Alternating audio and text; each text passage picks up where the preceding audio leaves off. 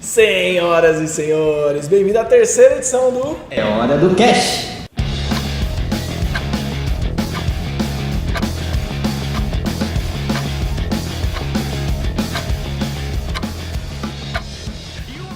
E logo pra começar essa edição, Começar de mau humor já. de mau humor, bravo, porque vou ser cobrado a mais, é a coisa que eu mais uso hoje na vida.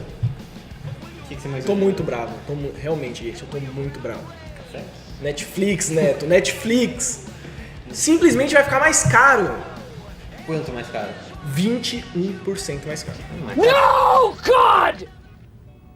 No, God, please, Eu tô vendo no! aqui a tabela. Ó, a tela única sem HD, que eu uso, sou humilde. O valor vai sair de R$19,90 pra R$21,90, cara. Porra, Por que isso, 3 cafezinhos. por que isso acontece? Por quê? Porque a Netflix quer fazer mais série, né? Só pode. Na verdade, eles tinham anunciado no mês passado que ia aumentar o preço praticamente pro mundo todo, mundo mais rico, ou seja, Europa e Estados Unidos. E porque Mas, né? esbarrou aqui na gente, eu acho que Caiu, pingou aqui, né? eles estão entendendo que a gente é rico. Então, Netflix, te falar, a gente não é, né? E tem o concorrente aí, né? Que te dá serviço Full HD por um precinho de quanto? 8,80? R$7,90. R$7,90. R$7,90. Não Beijo, vou falar o Prime. nome dela. Eu falo, beijo, Prime. Tô te adorando, viu? Senhor dos Anéis, vindo aí, né? Tô esperando o Senhor dos Anéis também, mas já tô adorando ela. Vou sair do torrent. Brincadeira. Cara, sabe quem também tá preocupado, mas com outra coisa muito mais séria? Mas sério, nesse momento, Nesse momento. dinheiro, Tem a ver com dinheiro e não é Netflix. São minhas contas, meus boletos. mais ou menos isso. Você é millennial, você nasceu quando? Eu nasci em 94. 94? Também nasci em 94, sou parte da geração millennial. E uma pesquisa dos Estados Unidos mostrou que 80% dos millennials estão preocupados com aposentadoria, com previdência social. E, cara, eles estão realmente... eles precisam estar preocupados. Mas só que quem deveria estar mais preocupado ainda são os trabalhadores, são os millennials brasileiros. Porque o que acontece? Nos Estados Unidos, daqui a 35 anos, a previdência vai esgotar lá de dinheiro. Que hoje o que acontece? Nos Estados Unidos eles colocam na previdência lá, o dinheiro fica rendendo com títulos públicos e o dinheiro vai demorar 35 anos. No Brasil, é tipo daqui a 5 anos. Daqui a 5 anos, É, a gente tá um pouquinho com a corda no pescoço, mas Só. é só um pouco, viu? só um pouquinho. E eles não só estão extremamente preocupados, mas como eles já estão fazendo algumas medidas para começar a trabalhar depois de 65 anos. O que eles dizem fazer? O que os millennials, como eu e você, deveríamos estar fazendo? Se preocupando com a saúde e investindo, porque... Da maneira certa. Exatamente, porque a maior parte deles, cara, acho que não vai receber nada da Previdência. Absolutamente nada. E faz sentido. Esse é o grande problema. A gente teve até um dado que saiu recentemente de pesquisa, que foi uma pesquisa mundial feita, que o Brasil está em 101º, ali em posição entre todos os países, quando a questão é poupar para a sua velhice. Então a gente poupa quase nada. E aí foram entender o porquê desse comportamento. E aí caiu a grande questão. O quê? Simplesmente porque a maioria da população acredita que o governo vai sustentar a gente quando a gente estiver mais velho. As pessoas têm essa crença, Ledo engano. Ledo engano, sim. então não sabe. Exatamente. Tem um texto no Coin Times falando sobre isso apenas, só sobre isso, que o Lucas Bassotto escreveu. Tem vários textos dele falando que a Previdência, inclusive, é uma pirâmide. E talvez seja a maior pirâmide que você já viu. Exatamente, vale a pena ler. Netinho do céu e pessoal que tá atrás da câmera. O que eu já suspeitava simplesmente foi comprovado. As criptomoedas não são usadas da maneira que elas foram criadas para ser usadas.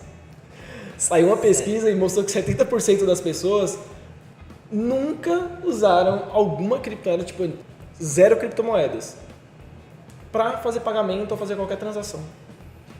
Essa pesquisa, pelo que eu cheguei a dar uma olhada, ela mostra também que os usuários não só não fizeram, raramente ou nunca fizeram pagamento, 70% deles, mas só que quando eles fazem algum tipo de pagamento, Tem medo. aqueles que fazem têm muito medo de fazer isso.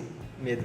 Tem uma frase de um cara que ele falou assim, cara, toda vez que eu vou fazer um pagamento, eu sempre confiro várias vezes porque eu tenho medo de errar um dígito ali e mandar pra conta de algum japonês em outro canto, sabe? Então, Porque qualquer transação dessa é quase irreversível. É, praticamente irreversível. Você vai ter que contar com uma boa vontade da matemática e talvez de uma pessoa.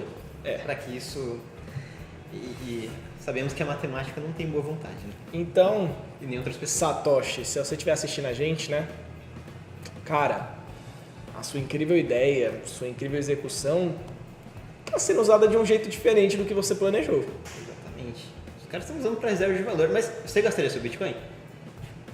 Sendo bem sincero. Não. Não? Entendi. Pois eu gasto. Eu uso certo essas moedas, eu uso certo. Parem de ficar guardando isso e usem. Cara, e sabe quem também não tá usando o Bitcoin? Os investidores. Exatamente. Hoje saiu a notícia que a Bolsa de Chicago vai cancelar os contratos futuros de Bitcoin. Não está fazendo sentido, porque uma pesquisa falou que ele só está sendo usado para investimento. E agora uma bolsa vai fechar. Ah, mas cara, faz sentido sim, porque o que acontece? A Bolsa de Chicago, ela tem uma competidora, que é a CME. Ela é grande? Ela é muito grande. Ela é muito grande. Conte para o pessoal como ela é grande, Neto. Ela é gigantesca. E o que acontece? Ela é tão grande que ela estava dando alguns incentivos para que os investidores começassem a usar Bitcoin, contratos futuros de Bitcoin, nela. E o que acontece? A Bolsa de Chicago ficou para trás. E Uma movimentava milhões ali. 20 milhões e a outra movimentava por dia ali mais ou menos por volta de 280 milhões. Ou seja, Eu acho que é um gapzinho aí de... é um pequeno gap que fez a Bolsa de Chicago repensar as suas estratégias. O pessoal ficou meio desesperado, nossa, mas não. Os contratos futuros estão... Eu acho que o pessoal foi com muita sede ao pote na época que o Bitcoin tava, tipo, subindo. Exatamente, todo mundo veio e falou que ia colocar na plataforma, ia criar plataforma nova, novos contratos e tal. E Todo mundo quis colocar contrato futuro, tipo, de tudo. fazer index de Bitcoin com várias outras criptos e tal, e não tinha e também não tem mercado para tudo isso ainda. Então é uma questão que isso vai evoluir ainda bastante. Talvez no futuro a Bolsa de Chicago volte. Eu acho que é um mercado muito novo e a galera está sentindo. Até tanto as pequenas empresas como as exchanges ou soluções de pagamento com Bitcoin, como essas grandes empresas, grandes corporações que já estão aí gigantes no mundo, até elas não estavam preparadas para a tecnologia. Então elas estão arriscando do mesmo jeito que as fintechs estão inovando nesse sentido. Elas Então, precisam fazer isso, né? Porque senão elas vão ficar muito para trás. Muito para trás. Então, enfim, é um mercado que eu acho que ainda vai ser muito mais explorado futuramente. esperamos. E agora não falando do seu bolso, mas falando de mercado. Sabe o que cresceu? Ao contrário que, tipo, muita gente estava achando que agora era do e-commerce, o e-commerce tipo, vai matar o varejo. Era só isso que o pessoal falava de uns anos para cá. Exatamente. E o varejo cresceu aí no último ano 1,2%. Parece um número pequenininho, né? Mas se a gente for olhar em números absolutos como eles são grandes, Sim. é uma coisa positiva. É isso, quem apontou foi a Mastercard. E 5 setores cresceram absurdamente e ajudaram esse crescimento do varejo, que são farmácias, vestuários pessoais, supermercados, materiais de construção, carro, automóveis como todos não entram nessa conta, mas você já vê aí que tipo um grande padrão de comportamento aí da galera não largar o varejo, ao contrário, por exemplo, dos Estados Unidos, que shoppings estão fechando lá por conta que não tem a demanda. E outra coisa também, isso mostra que o mercado tá aquecendo. Ou seja, o pessoal tá animado, talvez a galera esteja contratando mais, e isso vai vir nos próximos resultados, o que pode ser bem positivo para a bolsa e para outros investimentos aí mais especulativos, né? Com certeza, e só para ter uma ideia, só as farmácias tiveram um crescimento absurdo, cresceram 23%. Caracas. E notícia boa que aconteceu agora, tipo, acabou de acontecer antes da gente fazer essa gravação, foi a questão dos aeroportos. Os aeroportos que Tiveram aconteceu com alguns os aeroportos? lances de leilões dos aeroportos brasileiros, alguns aeroportos do Nordeste, alguns do Centro-Oeste, alguns do Sudeste, e o governo pegou aí a bagatela de 2 bilhões de reais. E cara, esse é um plano que o próprio nosso super-ministro, ele estava já planejando antes do governo Bolsonaro entrar em ação. E a gente pode esperar muito mais para outros setores também. A gente pode esperar muito mais para o setor de rodovias, questão de portos que serão leiloadas, prédios, ou seja, vai vir muitas outras notícias nesse estilo nas próximas semanas e meses. O Nordeste foi bem aí, tipo, o pessoal queria muito o Nordeste, até por conta do turismo, né? Lá é muito forte. Mas aí o lance do Nordeste ficou por volta de 900 milhões. É um belo dinheiro. É uma bela grana. Só tende a crescer aí. Governo, ó. Cara, você já assistiu Minority Report? Já assisti, adoro esse filme, Tom Cruise. Eu te amo. Nesse filme, as propagandas são mostradas conforme a pessoa vai olhando para os locais, certo? Sim, exatamente isso. Tem uma pegada de reconhecimento facial, cada pessoa tem sua propaganda própria e as empresas trabalham diretamente para aquelas pessoas. Cara, sabe quem está começando a fazer isso? Um navegador chamado Brave, que foi do mesmo cara que fez o Firefox. Interessante. E sabe, ele vai usar criptomoedas, ele vai usar um token chamado BAT para te pagar parte da publicidade que você está vendo, e você simplesmente pode escolher ver aquela publicidade e a quantidade de publicidade por hora que você vai ver. Isso me lembra Black Mirror, aquele episódio que o cara fica na bicicleta.